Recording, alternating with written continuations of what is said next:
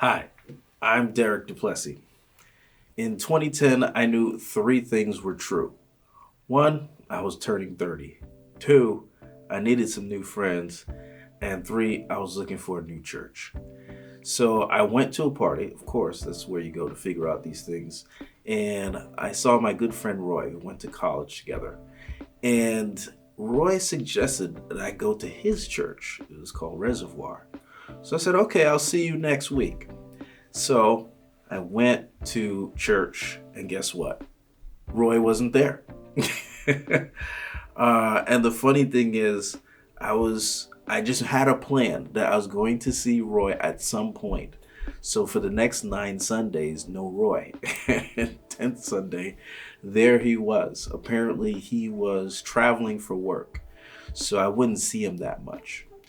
So I made a deal with God, and I said, "Look, not ready to commit to this church, but if I go 20 times in a row, then I will be ready." So right around the 13th time, something happened with the train or the bus or something, and I decided not to go. And, despite my self-destructed habits, the next week I found myself going back to Reservoir. And I would sit actually in the last row on the aisle seat. And as soon as the sermon was over, I would pirouette like a ballerina and just run out of the church. But the 20 weeks actually came, and I saw this guy. His name was Chuck. And Chuck asked me to volunteer. And I said, okay. And the funny thing is, he even got me a better seat. I was going to be an usher, and my seat was right up against the back door, so I could leave even faster.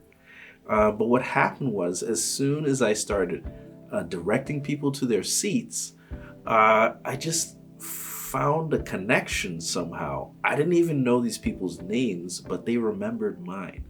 And so when the sermon was over, the wanting to leave stopped. I actually wanted to go back and talk to the people that I had just met.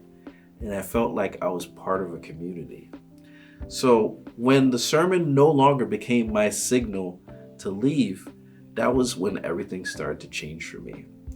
I turned 30, I got baptized, and I found some new friends. And it was part of my transformational journey.